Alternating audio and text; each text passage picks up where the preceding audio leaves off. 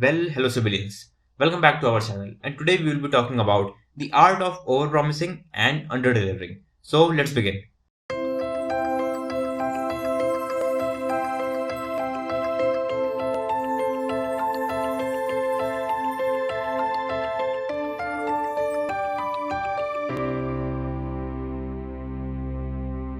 No wait, you read the title right. It's about the exact same thing as the title says.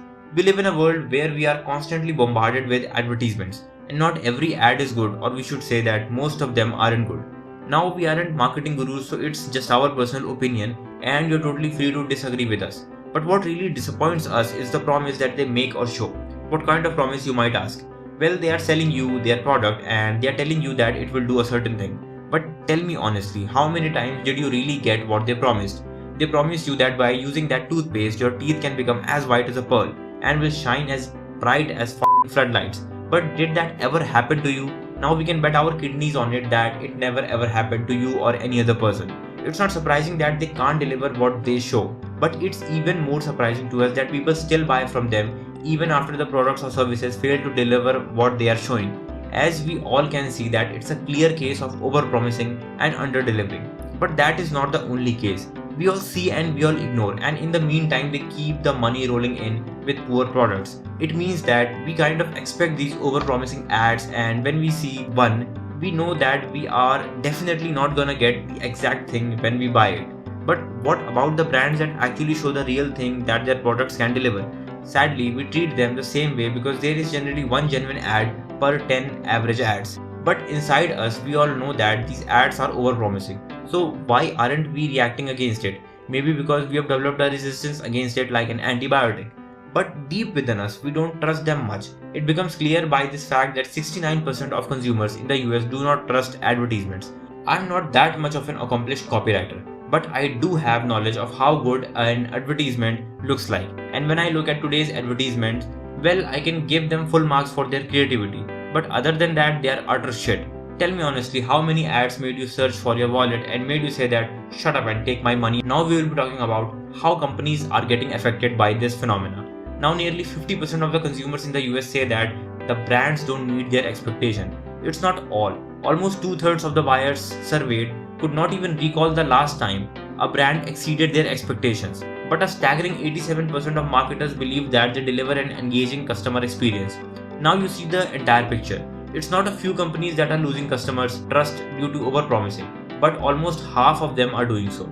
I don't know how many of you are familiar with basic marketing concepts, but the most common one is to tell the customers about the benefits of the product so that you can grab their attention. But how many ads have you seen that do so? Companies need to realize that by showing those senseless ads, they are losing their precious customers because, well, consumers are not stupid to believe whatever companies want them to show. Of course, you can get a lonely dude's attention by showing him that this deodorant can turn him into a chick magnet. But deep down, that guy also knows that it's just a fantasy and nothing else. And a can of fragrant spray cannot possibly turn him into a chocolate boy. And he again sulks into his loneliness. We hope it doesn't sound too related. And now we'll talk about when companies made really false claims. Now companies don't stop at making meaningful ads, but they take it one step further and claim it to be something that they are not. I'm giving you a recent example. The Indian Ayurvedic company named Patanjali launched their product named Coronel and claimed that it can make you COVID resistant and can also cure the coronavirus as well. And as expected, there was an uproar in the market. But soon the ministry took action and found that there was no such claim in Patanjali's application for the license. After this incident, the social media erupted and some demanded legal action against the company. You see what they did here? They tried to take the advantage of the fear of the coronavirus, which in itself is not bad, but it is awful if you can't deliver what you promised because you don't just play with their feelings but betrayed their trust as well. And now we will talk about what companies need to learn exactly. As we said earlier, we are not claiming ourselves to be marketing experts, but what we can tell you is that much of these over-promising advertisements can give you some initial boost, no doubt.